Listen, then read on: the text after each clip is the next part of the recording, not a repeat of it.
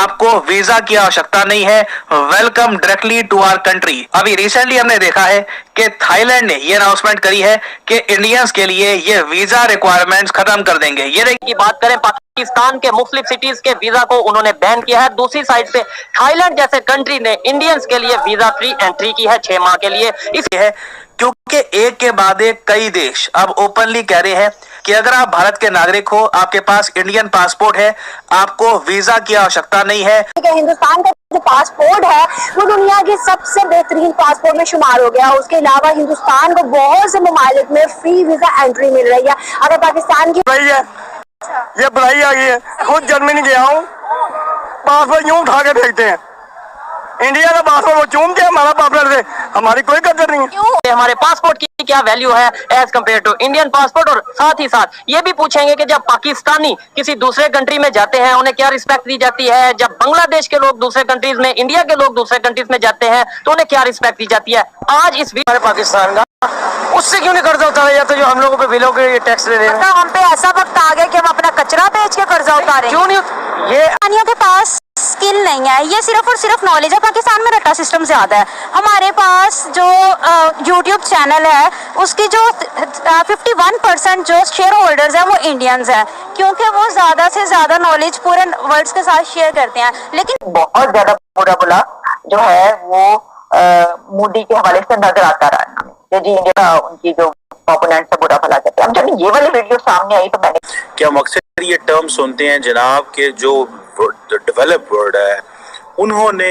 Developing world के लिए वीजे खोल दिए। 2 तारीख को उन्होंने कहा, मैं कहता हूं उनको शर्म आनी चाहिए पैसे देते हुए। पाकिस्तान को पैसे नहीं चाहिए, करप्शन के ऊपर क्रैकडाउन चाहिए। पाकिस्तान ही लूट रहे हैं और बेदरेग लूट रहे हैं। हेलो दोस्तों, जय हिंद। हिंदुस्तान स्पीक में आपका बहुत बहुत स्वागत है। तो दोस्तों, एक बहुत बड़ी डेवलपमेंट निकल के आई है। बताया जाता है कि एक एडवाइजरी जारी की गई है कुछ देशों की तरफ से कि अगर आप भारतीय हो और आपके पास भारतीय पासपोर्ट है तो आप हमारे देश में बिना वीज़ा के बिंदास ट्रैवल कर सकते हो। ऐसा करने वाला थाईलैंड दूसरा देश है। इससे पहले श्रीलंका ने ये एडवाइजरी जारी की थी। हालांकि जो श्रीलंकन्स हैं वो हमारे देश में वीज़ा के साथ आते हैं, लेकिन ऐसा करने वाला थाईलैंड दूसरा देश है।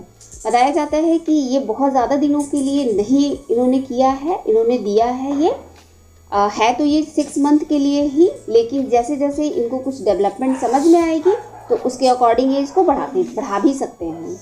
हालांकि आपको पता नहीं होगा कि हमारा देश जो है वो 6ठा ग्लोबल स्पेंडर है टूरिज़्म में, और बताया जाता है कि $150 बिलियन इंडियंस जो है वो यहाँ से जाकर बाहर खर्च कर देते हैं हर साल टूरिज़्म पे।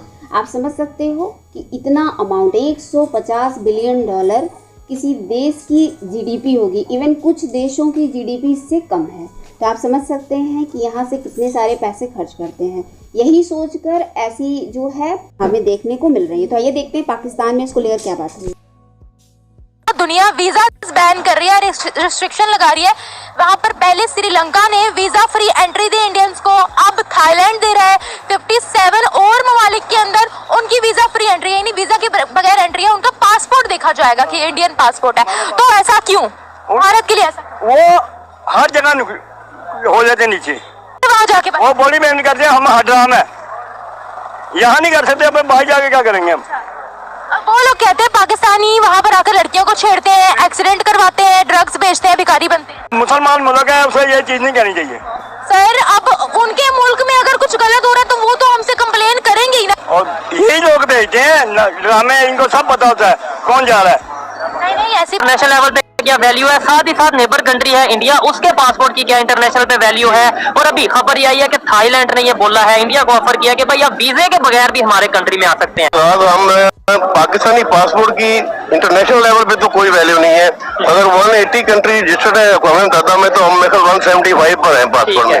और रीजन ये है कि हमारी कोई एथिक्स वैल्यू नहीं है। हम जहाँ भी जाते हैं अपना आप दिखा देते हैं। हमें क्योंकि तालीम की कमी है, एजुकेशन हमें है नहीं। हम जहाँ भी मौका मिलता है कोई ना कोई दाम मारने की कोशिश करते हैं, कोई गड़बड़ कर देते हैं। शॉर्टकट हम ढूंढते हैं कि भाई अपने आप को ज्यादा रहीम समझते हैं, जुगाड़ी, और हम अपने आप को बड़ा वो समझते। चलो है नहीं हम ऐसे। ठीक है। और हमारा हमसाया मुल्क है, उसने एक कौम के तौर पर, चाहे उन्होंने हिंदुत्व पे भी किया काम, मगर वो एक कौम पे बिल्ड हुए। ठीक है। हमारे अंदर तो कौमी वैल्यूज नहीं है, ना हमारी एजुकेशन सिस्टम ऐसा है कि वो हमें एथिक्स सिखाए। हमारे बच्चे वो कोई ऐसी बात नहीं सिखाई जा रही, बस एक ही है कि डॉक्टर बनना है, इंजीनियर बनना है, ये बनना है, मगर मॉरल वैल्यूज में हम बहुत डाउन है। ठीक हो गया। बड़ी ऑथेंटिक बात की गई है। कुछ लोगों से बात की, उन्होंने कहा जी हमारी गवर्नमेंट स्टेबल होगी, इमरान खान आएंगे, नवाज शरीफ आएंगे, जरदारी व्हाटएवर जो भी कोई आएगा वो ये हमारी वैल्यू बेहतर करेगा। लेकिन उन्होंने जो बात की है, भाई जब तक हमारे पास एथिक्स नहीं होंगे, एजुकेशन नहीं होगी, चाहे कोई भी गवर्नमेंट आ जाए, बाहर तो हम जैसे लोग जाएंगे। 76 ईयर्स हुआ पाकिस्तान को, हिंदुस्तान को भी इतना ही हुआ। आज हिंदुस्तान की एक बड़ी न्यूज आई है। तो यही बात है ना कि अगर आप उनके साथ एक कंपैरिजन कर लें, उनका करेंसी रेट चेक कर लें, हमारा करेंसी रेट चेक कर लें, वो क्या है, हमारी पोजीशन कहाँ पे पहुंची है। सेम डे जो है ना, ये इंडिपेंडेंस मिली है हमको।